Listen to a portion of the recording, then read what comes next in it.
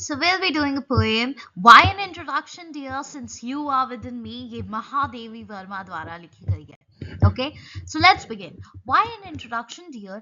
कि हमें introduction की क्या जरूरत है? ये अपने lover, beloved से कह रही हैं. You know, इनका lover हो सकता है और husband हो सकता है कि हमें इंट्रोडक्शन की क्या जरूरत है जब तुम मेरे अंदर ही हो. आप अपने आप से, अपनी सोल से थोड़ी बोलते हो कि देखो मेरा नाम ये है, मैं ऐसा हूं, मैं वैसा हूं.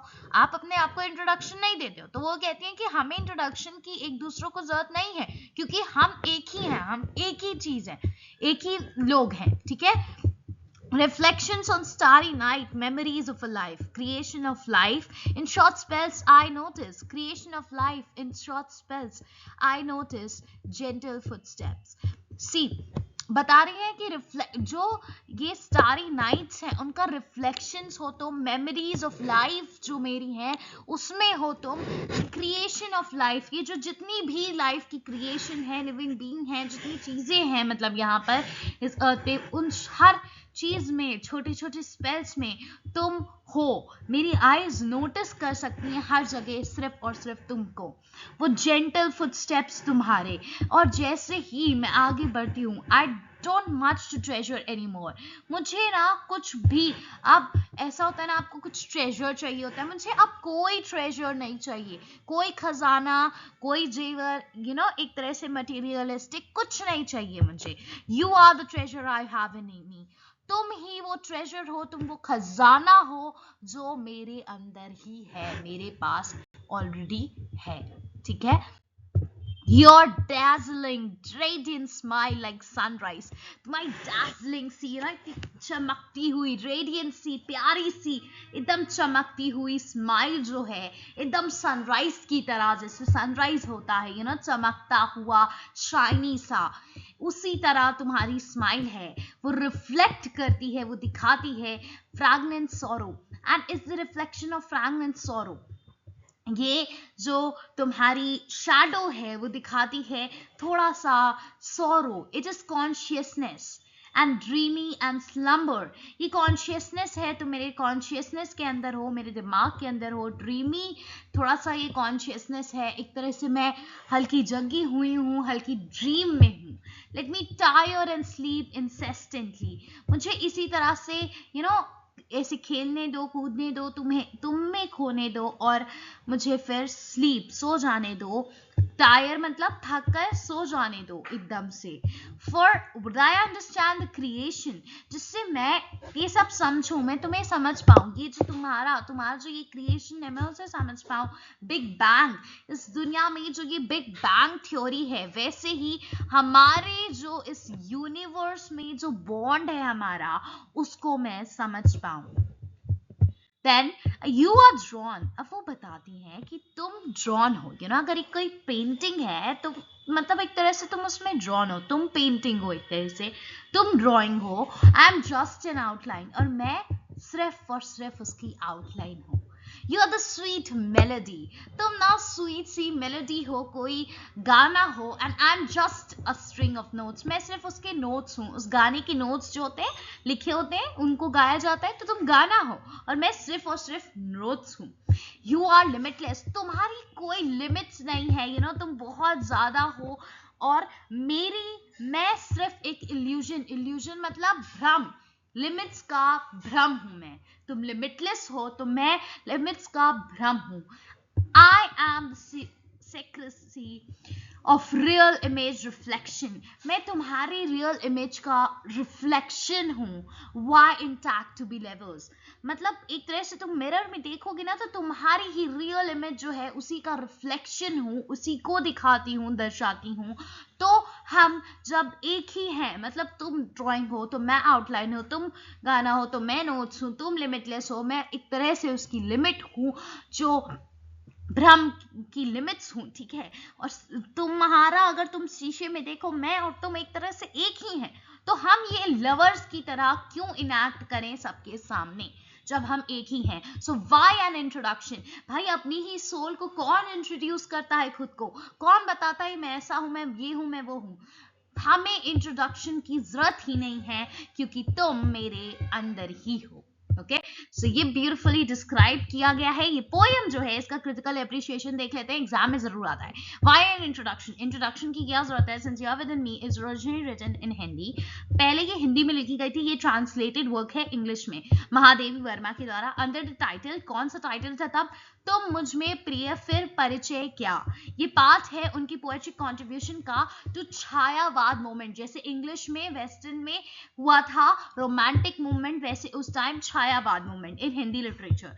अ school of thought Eakin, Eakin मतलब सिमिलर टू, जैसा रोमांटिसिज्म वेस्टर्न में हुआ वैसा। द पोएम वैसे ही जैसे इंग्लिश में रोमांटिसिज्म, वैसे उस टाइम का छायावाद मूवमेंट। ठीक है, The poem has been translated in English to reach a wider audience. कि और भी लोग इसे पढ़ सके, इतनी वंडरफुल पोएम है, इसलिए उसे इंग्लिश में ट्रांसलेट किया गया है। ठीक है, सो ये मैंने कुछ लाइंस जो है यहाँ से आप प्रॉपर स्टार्टिंग कर सकते हो, पहले समझाने के लिए लिखा था। महादेवी वर्मा की poem is a poignant reflection of unity, unity का रिफ्लेक्शन है, ट्रांसडेंस एंड द इंटीमेट बॉन्ड, वो जो बहुत गहरा सा ना जुड़ा हुआ बॉन्ड है अपने सेल्फ और अपने बिलव्ड में, एक ही है वो। Written during the height of Chhayavad shadowism movement in Hindi literature, ये फ्लरिश करती है 1920 से 1940s के बीच में। इसका एग्जैक्ट डेट नहीं दिया है कि कब रिटन है या पब्लिश हुई है, 1920s 40s के बीच में हुई है। ठीक है, ये पोएम एग्जाम्पलिफाई करती है, समझाती है द मूवमेंट्स फोकस ऑन, कि मूवमेंट का कैसा फोकस था उस टाइम, लोग कैसे लिख रहे थे। इंट्रोस्पेक्शन मतलब अपने आप को झांक कर अपने अंदर बता रहे थे, वो चीज हो रहा था। रोमांटिसिज्म और मेटाफिजिकल थीम्स थी, राइट, रियलिस्टिक थीम्स थी। Mahadevi Verma one of the leading figure of this movement, भाई इस मूवमेंट की बहुत लीडिंग फिगर थी, बहुत इंपॉर्टेंट फिगर है वो। Use her works to express spiritual yearnings एंड profound emotional depth, अपनी स्पिरिचुअलिटी और इमोशनल कितना डेप्थ है उनके अंदर, often employing a lyrical and meditative tone, उनके अंदर जो इतना अच्छा इमोशंस हैं फील करने का, अंदर के जो इमोशंस वो निकाल कर रख रही हैं आपके सामने, वो ज्यादातर लिरिक्स के फॉर्म में मेडिटेटिव टोन में रखती हैं। जैसे आपको लगेगा कि आप एक मेडिटेशन कर रहे हो, इतना डिवोटेड फील होगा, लिरिकल फील होगा, राइट। सो इस पोएम में 3 स्टैंजास हैं, फ्री वर्स में लिखी गई, यानी कोई भी राइमिंग स्कीम नहीं यूज की गई। ये लिरिकल है, आप एक तरह से पढ़ोगे तो लग रहा है हाँ कुछ गायब टाइप का जा सकता है, बट फ्री वर्स है, कोई राइमिंग स्कीम नहीं है। राइमिंग स्कीम ना होना दर्शाता है कि कैसे ये फ्लूइड है, एक तरह से लिक्विड एकदम ही बह जाता है, बट फ्लूइड हल्का सा बहाव है इसमें, मतलब कैसे ये बहता चल जा रहा है, इमोशंस जो है वो अपने निकाल रहे हैं, और वो अनबाउंडेड कनेक्शन दिखा रहा है, यानी किसी तरह से बाउंडेड नहीं है, किसी पर्टिकुलर राइमिंग स्कीम में बाउंड करके नहीं रखा गया है वो कनेक्शन, अनबाउंडेड कनेक्शन जिसकी कोई बाउंड्रीज नहीं है between the speaker and address subject. Address subject जो भी हो, इनका लवर ऐसे, तो आप एड्रेस सब्जेक्ट लिख सकते हो अगर नहीं पता है ढंग से। विच कुड सिंबलाइज, जो सिंबलाइज कर सकता है लव्ड वन, है ना, डिवाइन प्रेजेंस हो सकती है, या अपने इनर सेल्फ को ही शायद ये कह रही हूँ, डिवाइन प्रेजेंस को कह सकती है, या लव्ड वन को। जब ये लोग लिखते नहीं है, सो वी यूजुअली परज्यूम, और जो ज्यादातर क्रिटिक्स मानते हैं हम वो मानते हैं। दिस स्टाइल इज कन्वर्सेशन, एक तरह से लग रहा है कि हाँ बातचीत कर रहे हैं, देखो you dear, since you are within me, लग रहा है कि बात हो रही है ना। कन्वर्सेशन स्टाइल है, इंटीमेट है, इंटीमेशन है, कनेक्शन है, जुड़ाव है। As the speaker questions the need for formal introduction, वो पूछती हैं, क्योंकि कन्वर्सेशन क्यों है, वो पूछ रही है ना कि फॉर्मल इंट्रोडक्शंस की हमें क्या जरूरत है, फॉर्मेलिटीज करने की क्या जरूरत है। when the essence of beloved resides within me, जब उसका एसेंस, उसकी प्रेजेंस, सब कुछ मेरे अंदर ही है। This rhetorical approach not only draws the reader into the poem's intimacy but also invites philosophical contemplation on relationships and existential unity. तो ये सिर्फ और सिर्फ आपको एक तरह से खींचता नहीं है इनकी पोएम की इंटीमेसी के अंदर, जुड़वाव नहीं करता है सिर्फ, बल्कि एक फिलोसफिकल अप्रोच भी देता है कि कैसे रिलेशनशिप होते हैं और कैसे उनके बीच में यूनिटी, एक तरह की जो रियल ट्रू रिलेशनशिप्स होते हैं उनमें किस तरह से एग्जिस्ट करती है यूनिटी, एकाग्रता। right?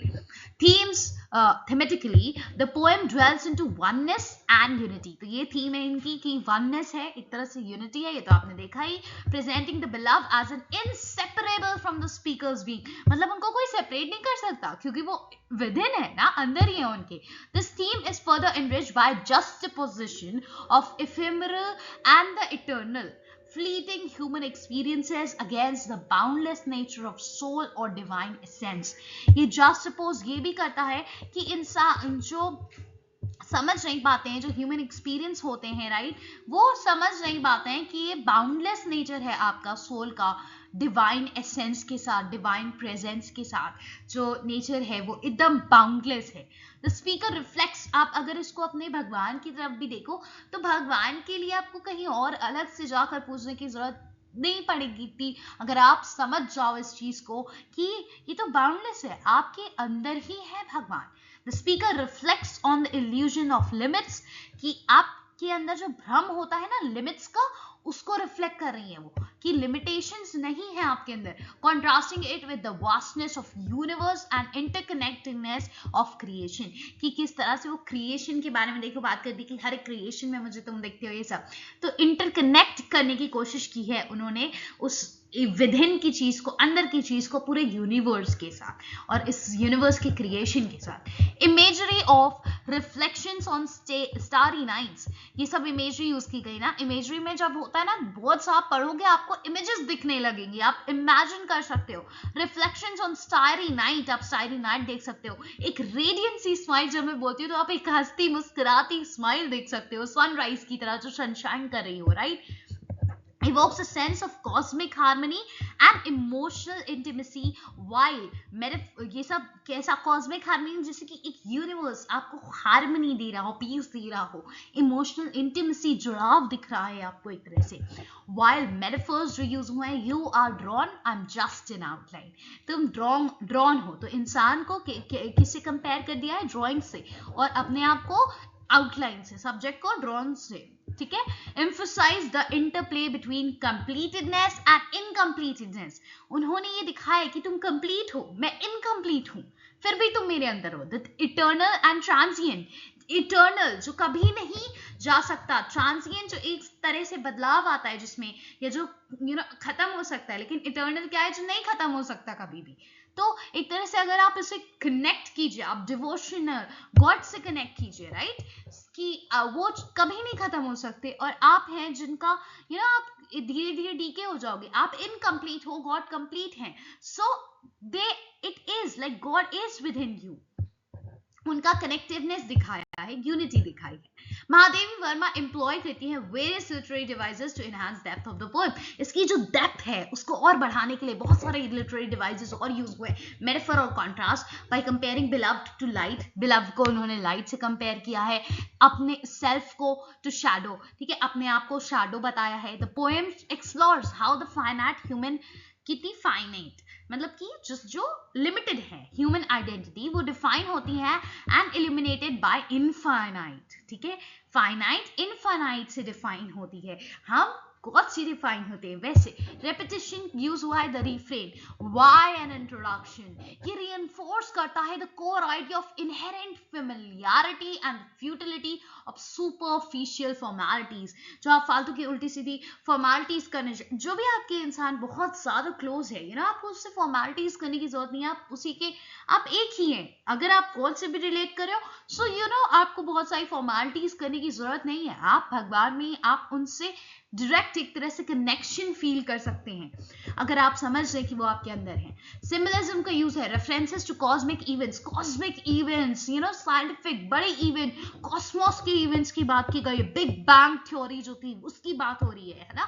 सिंबलाइज करता है mysteries of creation and interconnectedness of life, कि कुछ तो है मिस्ट्री इस क्रिएशंस की, इंसान के क्रिएशन की, तभी तो हम एक दूसरे से जुड़ जाते हैं, रिलेशनशिप फाइंड आउट कर लेते हैं. इंटरकनेक्टेडनेस कैसे है लाइफ के अंदर, कनेक्शन कैसे है लाइफ और यूनिवर्स का, वो imagery, lush, visual and sensory descriptions create करते हैं.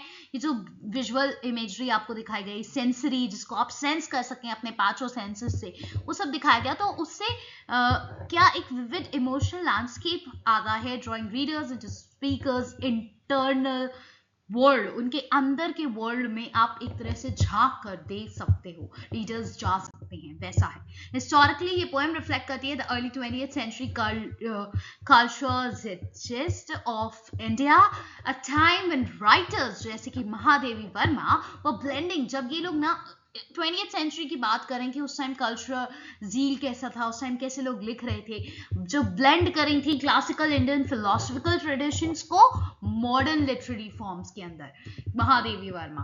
her works were heavily influenced by spiritual text से heavily influenced है, ये तो आपको दिख ही रहा है, उनकी पोएम में डिवोशन दिख रहा है, रोमांटिक मूवमेंट से भी, और रोमांटिक भी दिख रही है इसमें, and the socio political upheaval of pre independence India, जो इंडिपेंडेंस इंडिया से पहले का जो सोशल पॉलिटिकल अपहीवल हो रहा था, उखाव हो रहा था, उस वो दिखाता है, वो दर्शाता है इनकी कुछ पोएम्स में। The poem also mirrors Verma's personal philosophy emphasizing inner awakening and unity of all existence, themes central to both of her life and poetry। तो ये ना दिखाती है, जो पोएम है वो दिखाती है कि उनका पर्सनल फिलोसफी की, पर्सनल सोच क्या है उनकी, उनके अंदर की अवेकनिंग दिखाती है, और यूनिटी दिखाती है एग्जिस्टेंस की, यहाँ जितने भी लोग हैं, जितने भी जो लिविंग बीइंग है, उस सब की एक तरह से यूनिटी दिखाती है, और थीम्स इनकी सेंट्रल किससे हैं, लाइफ के बारे में है उनकी पोएट्री में।